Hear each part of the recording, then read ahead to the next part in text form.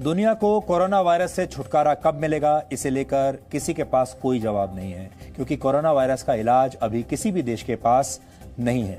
कुछ विशेषज्ञों का मानना है कि इससे आने वाले कुछ हफ्तों में राहत मिल सकती है, तो कुछ कहते हैं कि गर्मी बढ़ने के साथ साथ इसका असर कम होने लगेगा। जितने मुंह उतनी बातें। आप जितने विशेषज्ञों से बात करेंगे सब अलग अलग बातें बताते हैं, जितने डॉक्टरों से बात करेंगे सब अलग अलग बातें बताते हैं।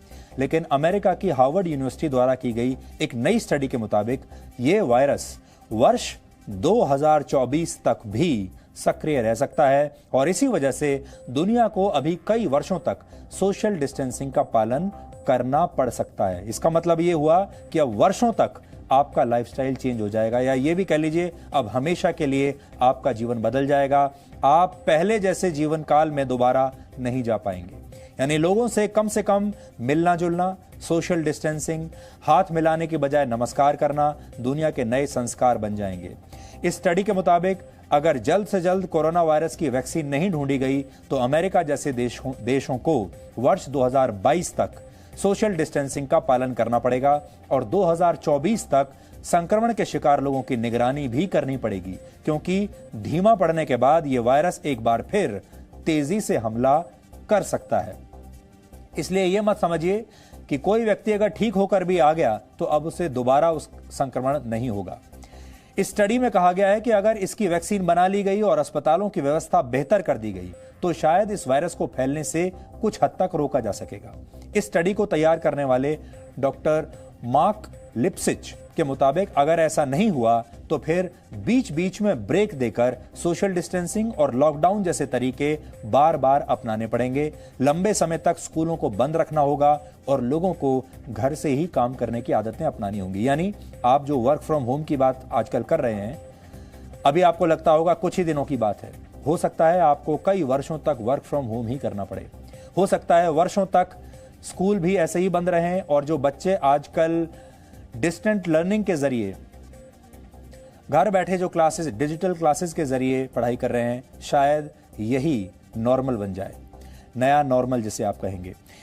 इतना ही नहीं, यह वायरस समाज को भी दो वर्गों में बांट देगा। एक वर्ग में वो लोग होंगे जो इसका शिकार होकर ठीक हो चुके हैं और जिनके शरीर की प्रतिरोधक क्षमता ने इस वायरस पर काबू पा लिया है। दूसरे वो लोग होंगे जिन पर अभी संक्रमित होने का खतरा बना हुआ है और जिनकी इम्यूनिटी कमजोर है। ब्रिटेन जैसे देश इस वायरस से ठीक हो चुके लोगों को इम्यूनिटी सर्टिफिकेट देने पर भी विचार कर रहे हैं। यानी ये लोग सामान्य तरीके से अपना कामकाज कर पाएंगे, जबकि बाकी लोगों को अभी लॉकडाउन में ही रहना होगा। इसके अलावा हो सकता है कि हाथ मिलाने की परंपरा हमेशा के लिए अब समाप्त हो जाए।